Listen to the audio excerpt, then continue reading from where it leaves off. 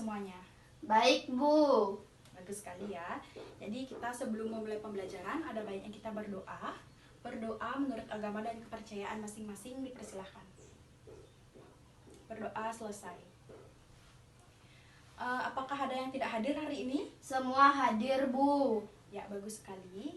Jadi kalian sudah siap nggak ikuti pelajaran Ibu hari ini? Sudah, Bu.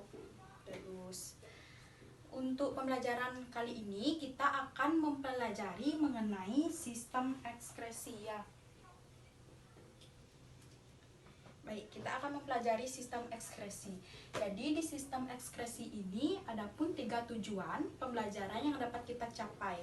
Yang pertama yaitu siswa dapat mengidentifikasikan mengenai organ-organ apa saja yang termasuk ke dalam sistem ekskresi. Yang kedua, siswa dapat menjelaskan fungsi dari organ-organ ekskresi. Dan yang ketiga yaitu siswa dapat mengidentifikasikan mengenai gangguan penyakit apa saja yang termasuk ke dalam sistem ekskresi. Baik, sebelum kita mulai ke materinya, jadi pertama-tama Ibu ingin bertanya nih kepada kalian. Menurut kalian, mengapa sih tubuh kita itu mengeluarkan keringat pada saat kita berolahraga? Ada yang tahu nggak tujuannya itu untuk apa? Saya, Bu. Ya, silahkan untuk Suari. Jadi keringat adalah cairan tubuh alami yang mengandung air, garam, dan lemak. Keringat ini dihasilkan oleh kelenjar keringat untuk menjaga suhu tubuh agar tetap normal ketika kita berolahraga. Ya, betul sekali ya apa yang dijelaskan Suari tadi. Dan itu juga jawabannya sudah menghubungkan dengan materi kita hari ini, yaitu sistem ekskresi. Jadi sistem ekskresi adalah pengeluaran bahan-bahan yang tidak diperlukan oleh tubuh atau yang berlebihan di dalam tubuh dari sisa hasil metabolisme, gitu ya. Nah, jadi di sini Ibu ada gambar organ-organ pada manusia. Ini gambarnya. Nah, jadi di sini ada 4 gambar organ. Kira-kira kalian bisa nggak sih mengidentifikasikan yang mana saja organ termasuk ke dalam sistem ekskresi? Ayo, siapa yang bisa jawab? Saya, Bu. Ya, silahkan Edo. Gambar A dan gambar D, yaitu paru-paru dan ginjal. Baik, benar sekali ya. Gambar A dan gambar D itu termasuk ke dalam sistem ekskresi. Nah, kira-kira Edo, apa sih fungsi dari ginjal dan paru-paru sehingga dia itu bisa disebut sebagai organ dalam sistem ekskresi? Karena ginjal mengeluarkan sisa metabolisme berupa urin dan paru-paru mengeluarkan sisa metabolisme berupa karbon dioksida. Ya, benar sekali ya apa yang dijelaskan oleh Edo tadi. Nah, jadi organ-organ pada sistem ekskresi itu ada 4. Tadi sudah dijelaskan oleh Edo 2, yaitu ada ginjal dan paru-paru.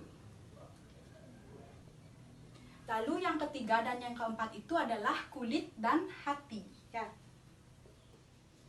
Nah, karena ginjal dan paru-paru sudah dijelaskan fungsinya, jadi untuk kulit itu berfungsi sebagai mengeluarkan zat-zat sisa metabolisme berupa keringat.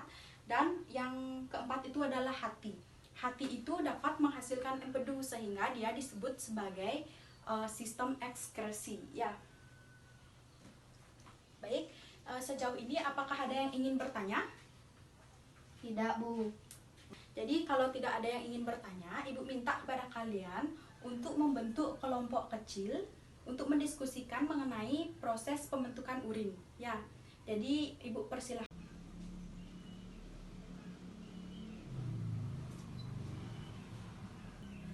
Baik anak-anak, karena waktu diskusi sudah habis, jadi kelompok siapa yang ingin menyampaikan hasil diskusinya ke depan kelas? Yuk, Saya, siapa? Bu.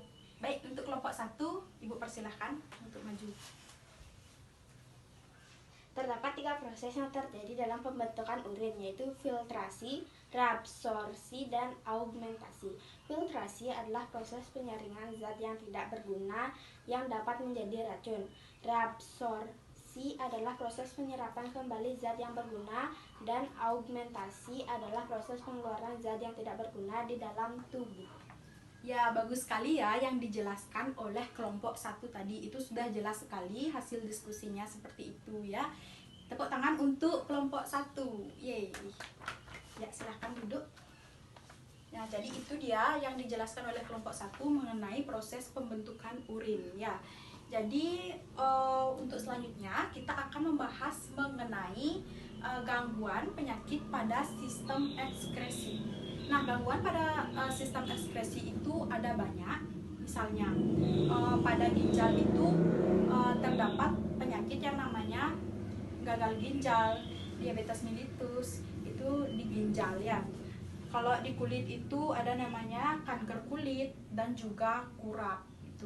Nah, jadi ada salah satu pertanyaan dari ibu yaitu mengenai penyakit pada hati. Nah, di hati itu ada penyakit yang namanya hepatitis. Kira-kira kalian tahu nggak apa penyebab dari penyakit hepatitis ini? Wah, nggak ada yang tahu ini ya penyebabnya. Nah, biar kalian lebih bersemangat ya untuk belajar, jadi siapa yang bisa menjawab pertanyaan ibu? Ibu kasih coklat deh. Ayo, siapa yang bisa? Ibu kasih coklat. Ya, Bu. Ya, silahkan untuk Dewi. Hepatitis adalah peradangan pada hati yang disebabkan oleh infeksi virus. Selain itu bisa juga disebabkan oleh kondisi atau penyakit lain seperti kebiasaan mengonsumsi alkohol dan penggunaan obat-obatan tertentu.